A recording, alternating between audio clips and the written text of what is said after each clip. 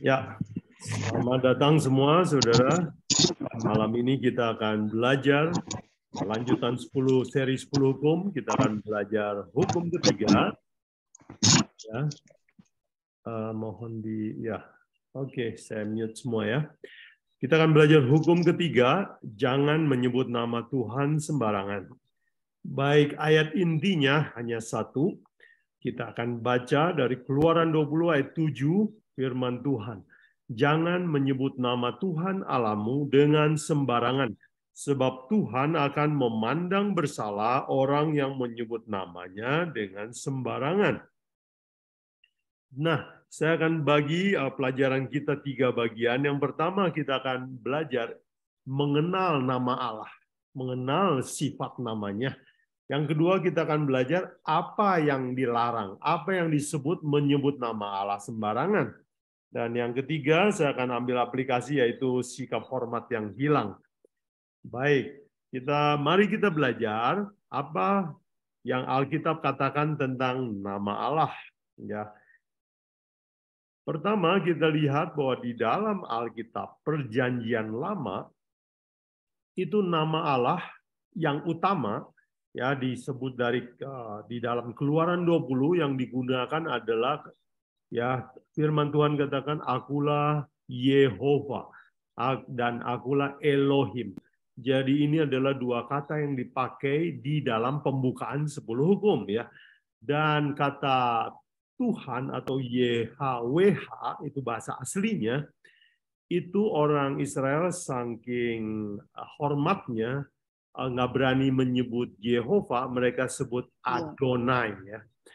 Dan Allah itu mereka berani sebut ya, bahasa aslinya adalah Elohim. Jadi Yahweh dan Elohim adalah nama yang digunakan di pembukaan 10 hukum.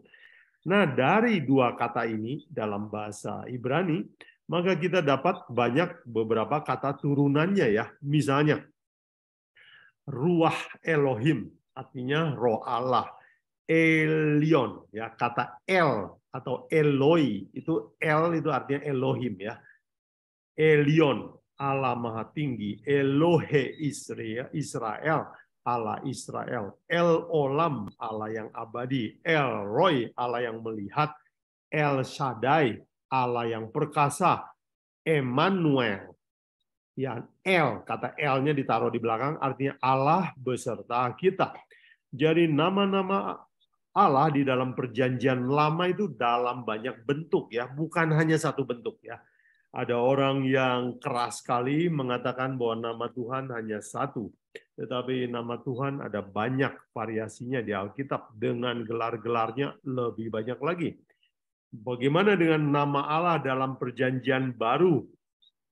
Perjanjian baru ditulis dalam bahasa Greka, bukan dalam bahasa Ibrani. Itu sebabnya kita tidak akan menemukan kata Elohim, Yahweh di dalam bahasa Greka.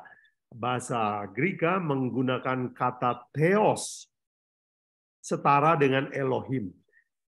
Bahasa Greka menggunakan Kurios, setara dengan Yahweh. Kemudian ada juga nama-nama Allah yang lain. Yesus mengatakan kalau kamu berdoa, panggillah ya Allah di surga dengan panggilan Father atau Bapa, dalam bahasa Greka Pater. Kemudian Yesus juga disebut Kristus atau Kristos, dalam bahasa Ibrani Masiah. Terus Yesua atau Yesus, kemudian julukan lain adalah anak manusia, kemudian banyak gelar yang lain. Jadi nama Allah dalam perjanjian baru adalah banyak. Dan tidak pernah digunakan kata Yahweh. Jadi kepada saudara-saudara yang berpendapat bahwa hanya satu nama yang boleh digunakan, maka kalau saudara mempelajari bahasanya Paulus, saudara akan mungkin lebih dibuka pengertiannya bahwa Allah mempunyai banyak nama, memperkenalkan diri dengan berbagai cara. Dan bahkan Yesus juga adalah Allah yang kelihatan menurut Perjanjian Baru.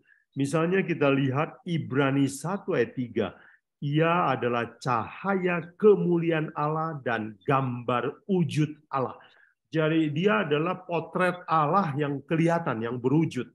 Jadi Yesus adalah Allah yang kelihatan. Yesus adalah Allah juga. Menurut kitab Ibrani ya. Ibrani 1 ayat 8 bahkan menyebut bahwa Yesus adalah Kurios. Dia adalah Yehova. Tetapi di dalam Ibrani 1 ayat 8 dikatakan, tetapi tentang anak ia berkata, tahtamu ya Allah. Jadi lihat, anak itu juga disebut statusnya adalah Allah. Dan kita bisa baca ayat selanjutnya. Baik, Yesus adalah Kurios juga ditulis oleh Paulus di dalam Filipi 2 ayat 8 sampai 11. Dikatakan, ya sebab Allah telah meninggikan Yesus Kristus dan mengaruniakan kepadanya nama di atas nama, supaya dalam Yesus bertekuk segala lutut yang ada di langit, di bumi, atau di bawah bumi, dan segala lidah mengaku bahwa Yesus Kristus adalah Kurios, adalah Allah Yehova bagi kemuliaan Bapa. Di dalam Yohanes 10, Yesus berkata, aku dan Bapa adalah satu. Jadi kita lihat bahwa Yesus juga adalah Allah dan namanya adalah mulia. Nah, Alkitab mengajarkan bahwa nama Allah itu mempunyai sifat dan sifatnya adalah dahsyat dan kudus. Itu sebabnya kita harus hati-hati sama namanya. Mari kita lihat sifat yang pertama. Alkitab bilang nama Tuhan itu dahsyat ya. Kita sudah belajar di pembukaan 10 hukum, Allah mengucapkannya dari langit dengan sangat menakjubkan ya. Keluaran 20 ayat 1, lalu Allah mengucapkan segala firman ini, yaitu 10 hukum. Dicatat dalam Alkitab di ayat Keluaran 20 ayat 18 sampai 20 dikatakan, seluruh bangsa itu menyaksikan guru mengguntur, kilat sabung menyabung, sangkakala berbunyi dan gunung berasap. Maka bangsa itu takut dan gemetar dan berdiri jauh-jauh. Jadi lihat waktu Allah memperkenalkan diri, semua gemetar. Jadi nama itu dahsyat sekali. Dan Tuhan mau memberi kesan bahwa Tuhan namanya itu dahsyat. Kekuasaannya dahsyat. Dan sifat namanya juga disebutkan mulia, ya, namanya mulia. Mazmur 8 ayat 1, Mazmur Daud, ya Tuhan, Tuhan kami, betapa mulianya namamu di seluruh bumi. Keagunganmu mengatasi langit dinyanyikan. Jadi namanya bukan di atas raja-raja di bumi, dia lebih tinggi dari langit. Ya, jadi namanya mulia sekali. Dan Alkitab juga katakan namanya kudus ya. Matius 6 ayat 9 Yesus mengajarkan. Karena itu berdoalah demikian. Bapa kami yang di sorga, dikuduskanlah namamu. Namanya kudus. Namanya suci. Nah, jadi saudara sekalian, kita sudah belajar bahwa Allah mempunyai beberapa nama di Perjanjian Lama dan Perjanjian Baru. Termasuk nama Yesus juga adalah nama yang setara dengan nama Allah. Dan namanya adalah kudus, namanya adalah mulia, namanya adalah dahsyat. Semua orang harus hormat sama dia. Dan tidak boleh sembarangan menyebut, menggunakan namanya. Jadi apa yang dimaksud dengan hukum ketiga? Dikatakan, janganlah kamu menyebut nama Allah sembarangan. Apa yang disebut sembarangan? Apa yang dilarang oleh hukum ketiga? Mari kita belajar, kita akan gali beberapa ayat di dalam Alkitab. Yang pertama, kita akan belajar 7 hal yang dilarang oleh Alkitab ya, paling sedikit 7 hal. Nomor 1, dilarang bersumpah palsu memakai nama Allah atau memakai nama Allah untuk mendukung kebohongan kita. Imamat 19 ayat 12, janganlah kamu bersumpah dusta demi namaku, supaya jangan kamu melanggar kekudusan nama Allahmu. Akulah Tuhan. Jadi bersumpah palsu, menggunakan nama Tuhan untuk meyakinkan orang, itu adalah disebut menyebut nama Tuhan sembarangan. Matius 5 ayat 34 dan 37 Yesus bilang, aku berkata kepadamu, jangan bersumpah demi langit, baik demi langit, karena langit adalah takhta Allah, dan seterusnya. Ayat 37. Jika ia hendak kamu katakan iya, jika tidak hendak kamu katakan tidak. Apa yang lebih daripada itu berasal dari si jahat, ya. Tidak boleh menggunakan nama Allah untuk mendukung kebohongan. Yang kedua yang dilarang oleh Alkitab adalah mengulang nama Allah dengan sembrono, ringan, tidak penting, ya.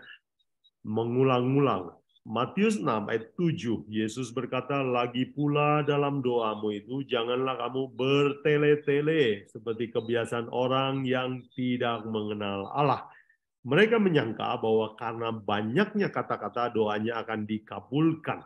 Nah, di dalam bahasa Inggris kata bertele-tele itu adalah vain repetitions. Artinya ya pengulangan yang sia-sia, yang sembarangan. Seperti yang dilakukan oleh kebiasaan bangsa-bangsa lain. Ya, kita tahu bahwa penyembah berhala sering menggunakan ritual doa itu kalimat yang singkat, diulang-ulang, diulang-ulang.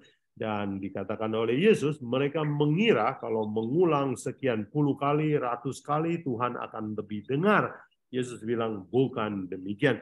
Jadi mengulang-ulang nama Allah dengan sembrono, ringan, tidak penting, itu dilarang. Itu menyebut nama Tuhan sembarangan.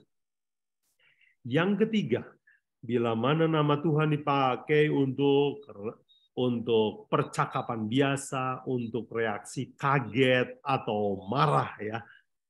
Mari kita lihat di dalam Keluaran 20 ayat 7, kita kutip sekali lagi, dikatakan hukum ketiga, jangan menyebut nama Tuhan Allahmu dengan sembarangan. Ya. Sembarangan itu artinya in vain, artinya ya sia-sia, tidak tepat guna, ya. Jadi yang saya maksudkan adalah gunakan nama Tuhan, ya, tidak penting-penting, ya.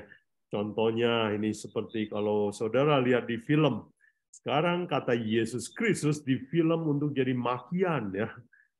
Kemudian, ya,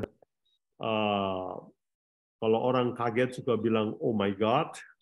Sekarang anak muda pakainya lebih halus lagi, ya, diplesetkan. Saya dengar anak muda bilang oh my gosh. Saya dengar ini, saya pikir kreatif juga. Namun, kita tahu bahwa oh my gosh, oh my God, itu mirip, kan? Jadi menggunakan nama Tuhan dipakai untuk kaget, untuk marah, ya, itu semua adalah menyebut nama Tuhan sembarangan. Bahkan ada orang yang bergurau pakai nama Tuhan, ya. Ya, saya tidak berani memberikan contoh. Menurut saya seringkali beberapa lawakan, ya, lelucon itu menggunakan nama Tuhan terlalu berani, ya. Oke, jadi jangan juga pakai untuk guruan. Yang keempat, ya, apa yang dilarang oleh Tuhan adalah menghujat, mengutuk nama Tuhan, ya. Imamat 24 ayat 16 dikatakan siapa yang menghujat nama Tuhan pastilah ia dihukum mati dan dilontari dengan batu oleh seluruh jemaah itu. Jadi menghujat, mengutuk nama Tuhan. Ini jelas. Namun Yesus mengulang lagi di dalam Matius 12 ayat 31, ada satu perkara yang orang suka juga lakukan dan dia kira itu bukan menyebut nama Tuhan sembarangan, ya. Mari kita baca Matius 12 ayat 31. Sebab itu aku berkata kepadamu, segala dosa dan hujat manusia akan diampuni, tetapi hujat terhadap Roh Kudus tidak akan diampuni. Nah, kalau saudara mau tahu apa artinya hujat terhadap Roh Kudus, baca ayat berikutnya. Matius 12 ayat 32. Ada artinya di situ. Menghujat Roh Kudus. Sering, dan Yesus bilang menghujat Roh Kudus sama dengan menolak Roh Kudus. Seringkali kita menolak suara hati kita, menolak prinsip firman Tuhan, itu juga menghujat Roh Kudus. Yang kelima, saudara sekalian, yang disebut menyebut nama Tuhan sembarangan adalah merendahkan nama Yesus Kristus. Yohanes 5, 22, 23. Mari kita baca. Bapa tidak menghakimi siapapun, melainkan telah menyerahkan penghakiman itu seluruhnya kepada anak, supaya semua orang menghormati anak sama seperti menghormati Bapa.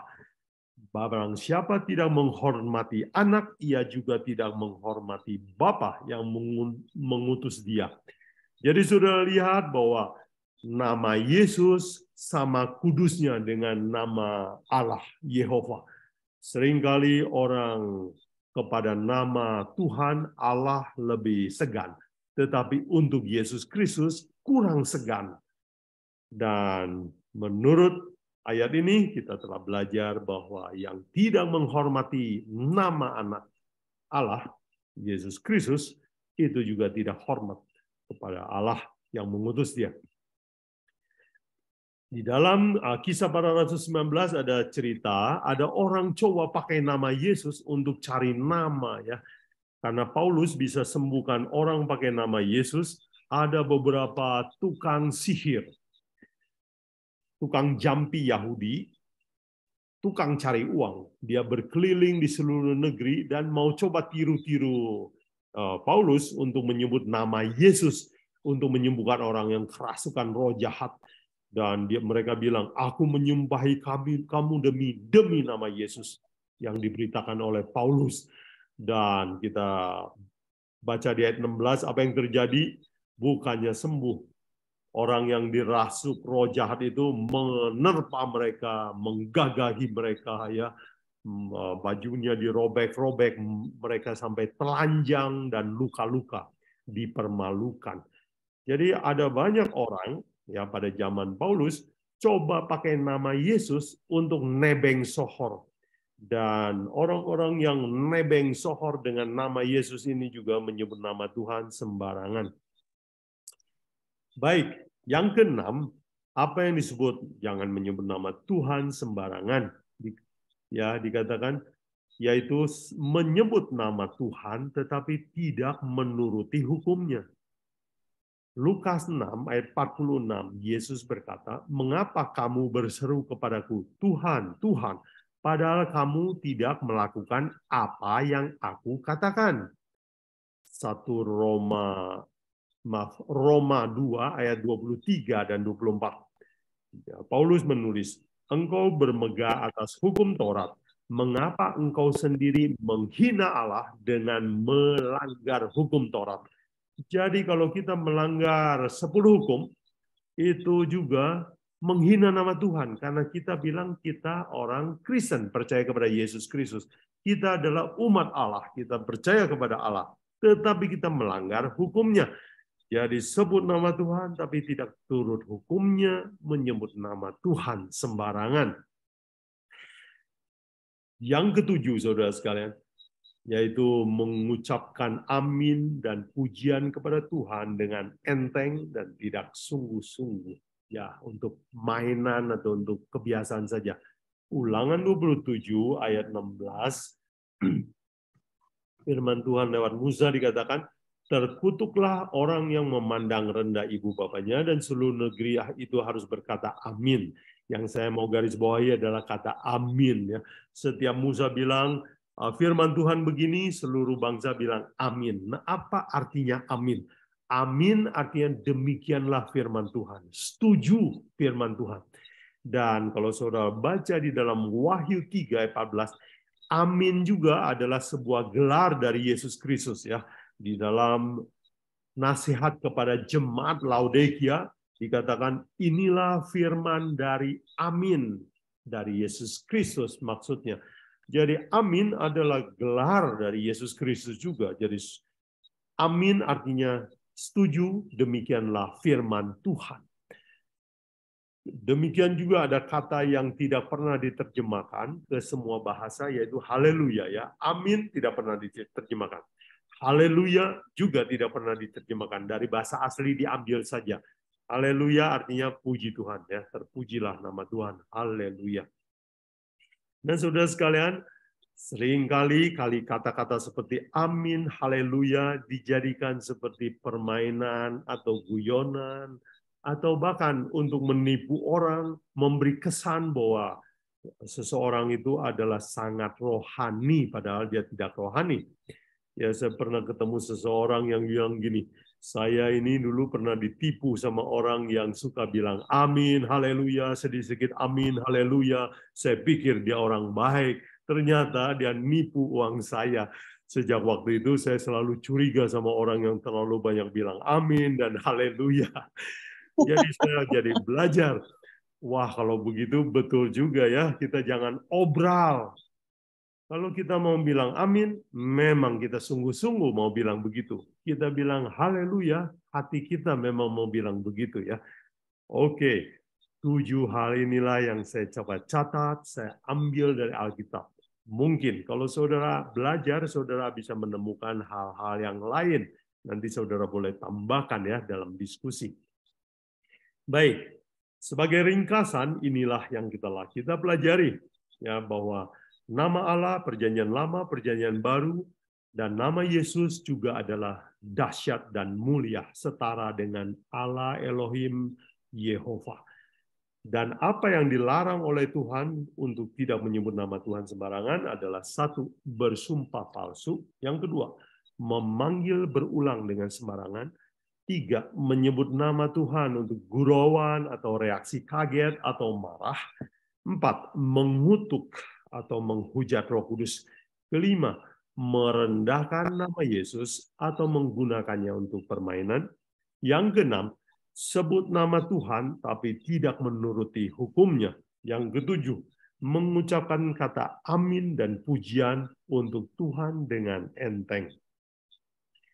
Inilah 7 hal yang saya mau share kepada saudara sekalian. Dan saya mau tutup dengan sebuah aplikasi, saya beri judul Sikap Hormat yang Hilang di Zaman Kasih Karunia. Kita di sekolah, waktu saya di sekolah diajarkan bagaimana membuat surat ya. Kalau kita mau buat surat resmi, kita harus gunakan kata-kata yang bagus dan penuh hormat. Misalnya kita diajarkan untuk menulis kepada yang terhormat. Ya, begitu kan, harus bagus bahasa surat. Kemudian kalau dalam bahasa Inggris ya, dear, Mr. ini, Mr. itu, honorable, Mr. ini, Mr. itu. Jadi kita berusaha untuk hormat sama orang yang kita tulis surat. Itu manusia. Kalau saudara pernah hadir di seminar, saya pernah juga hadir di ini upacara gubernuran. Oh, orang kalau mau memberi hormat kepada hadirin, dia bilang, yang terhormat saudara gubernur, dan menyebutkannya dengan hati-hati. Nah, saudara sekalian, di dalam hubungan dengan manusia, kita perlu menunjukkan sikap hormat, apalagi kepada Tuhan. Tetapi satu kali saya pernah menghadiri sebuah kebaktian. Dan kebaktian ini mengagetkan saya sebab orang di mimbar loncat-loncat ya, sambil kakinya ya gerak sana sini, kemudian berteriak-teriak, kemudian saya lihat ada orang yang berdoa dan dia berteriak-teriak kepada Tuhan. Kemudian waktu dia bilang, mari kita sambut Tuhan kita, semua orang bertepuk tangan. Dan bukan cuma tepuk tangan, tapi bersiut-siut ya, disiulin Tuhan itu ya. Saya merasa bahwa wow, ini seperti sesuatu yang ya lebih rendah dari kalau kita bertemu gubernur atau orang-orang terhormat yang kita tulisi surat. Nah, saudara sekalian, saya ingin mengingatkan kita semua bahwa sikap hormat ini jangan hilang ya, jangan hilang. Mari kita kaji sebuah ayat yang penting di dalam Mazmur 111 ayat 9 ya. Ayat ini menggunakan kata redemption dalam bahasa King James ya, dalam bahasa Indonesia kebebasan. Lebih tepat adalah redemption atau penebusan. Jadi ada orang menganggap bahwa Tuhan dulu itu Tuhan yang serem, angker, Tuhan sekarang Tuhan yang gampang, penuh kasih. Jadi mari kita teriak, sorak-sorak sama dia. Kalau yang dulu kita sujud dan tunduk dengan hormat. Ayat ini menolong kita untuk memahami bahwa jangan karena redemption kita jadi sembarangan. Mari kita baca. Mazmur 111 ayat 9. Dikirimnya redemption atau penebusan kepada umatnya. Diperintahkannya supaya perjanjian itu untuk selama-lamanya. Lalu perhatikan yang saya garis bawahi, namanya kudus dan dahsyat. Jadi saya berharap ayat ini menolong kita untuk kembali kepada sikap hormat di dalam perbaktian. Ya. Jangan sembarangan, walaupun kita hidup di zaman kasih karunia atau redemption ini. Ya, jadi saya menyebut ini adalah suatu sikap yang hilang di zaman kasih karunia ini. Semoga kita dengan belajar ini lebih segan, lebih hormat kepada Tuhan, bahkan kepada namanya juga dalam menyebut namanya. Saya ingin tutup dengan sebuah ayat penting di dalam 1 Samuel 2:30 ayat bagian B dikatakan, sebab siapa yang menghormati aku akan kuhormati, tetapi siapa yang menghina aku akan dipandang rendah.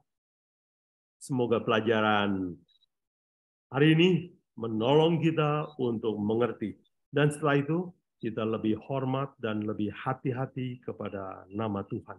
Dan semoga dengan sikap hormat kita kepada Tuhan, Tuhan berjanji, Dia akan menghormati orang yang hormat kepada Dia. Sebelum kita masuk dalam diskusi dan tanya jawab, mari kita berdoa. Bapa kami di surga, hukum-Mu adalah kudus. Sekarang kami telah belajar sedikit, sebagian dari pengertian firman-Mu.